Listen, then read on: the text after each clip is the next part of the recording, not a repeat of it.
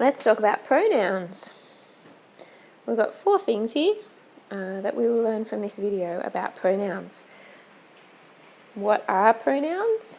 Why do I need to know about pronouns? What are the types of pronouns? And the last one, I wanted to change that a little bit. How do I find the pronoun in the text? I'm going to say, how do I use the pronouns in the text?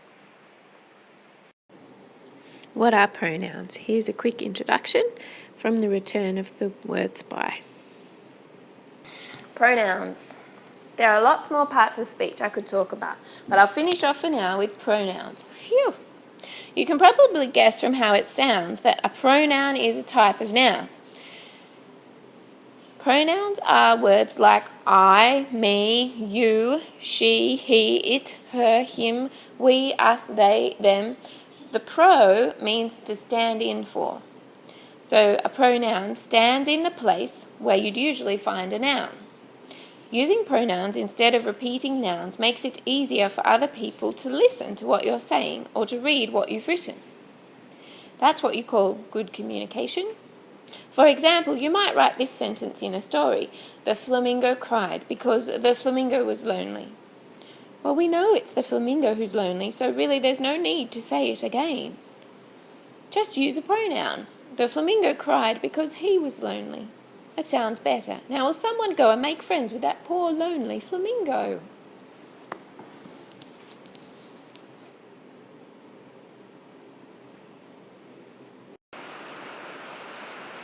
So we're talking about why.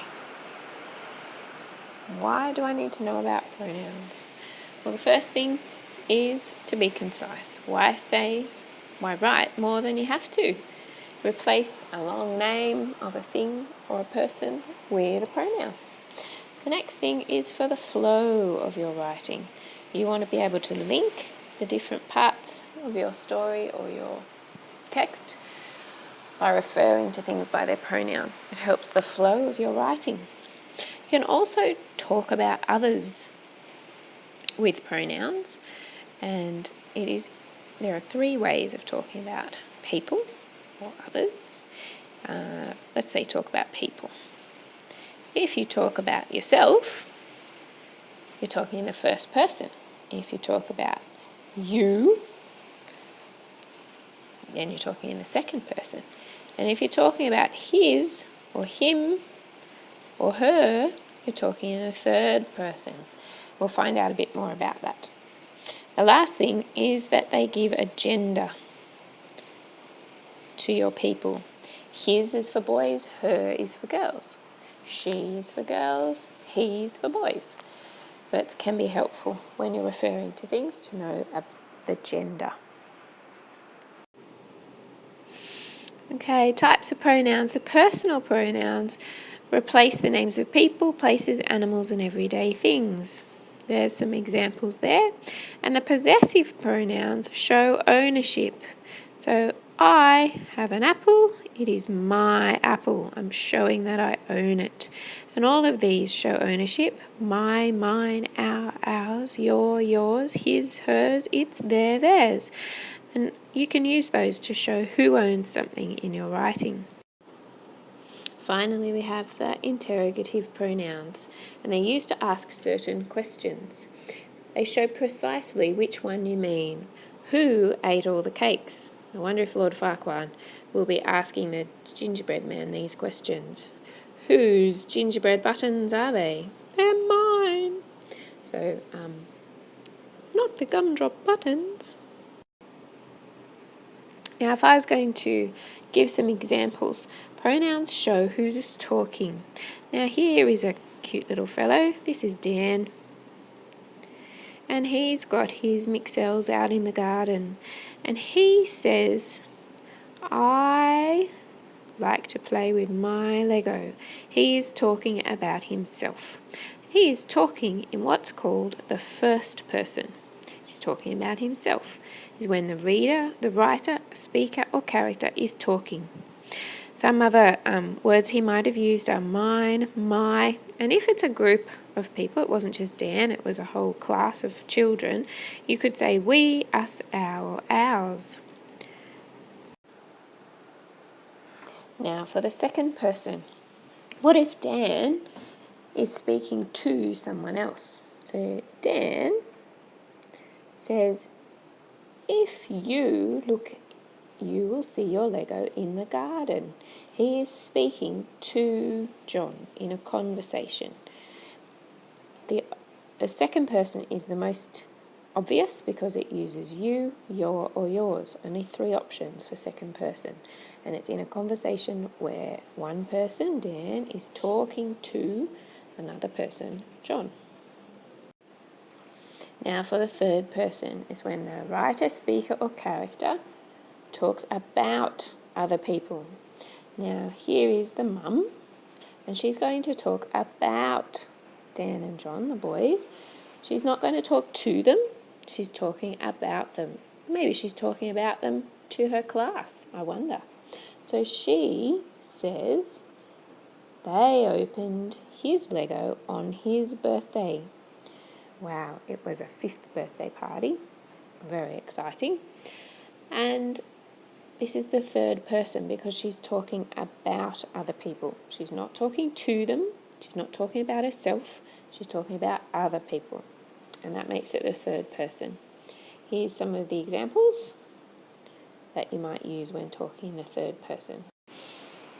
You might have noticed when you're using pronouns that you use a different pronoun for the girl and the boy and the thing. Now the other word, the technical term for a thing is neuter, where it has no gender. So can you press pause and think of some examples of female pronouns, male pronouns and neuter pronouns, and then come back to me and we can discuss them.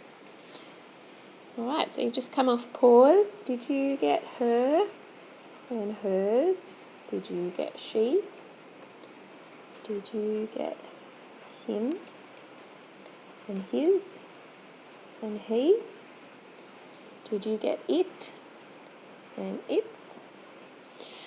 Now, of course, you might talk about more than one of these things. More than one is called the plural. Can you think of some of the examples? Some examples of pronouns for plurals. Press pause, have a think, and come back to me. Well, there we have some examples of the plural that might be useful to you when you're choosing your pronoun, especially if you're learning English as a second language. Now here asking me, what about you? That wasn't mentioned in any of the lists. Well, I could be talking about you, which is one person, or I could be talking about you lot. You as in your whole class. So you and your and yours can be plural and singular. Isn't that amazing?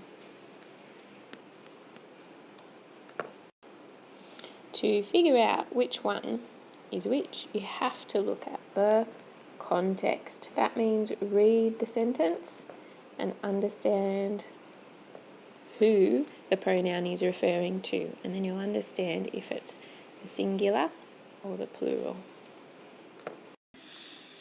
Alright, it's your chance to show me what you can do. I would like you to get a piece of paper or on your device.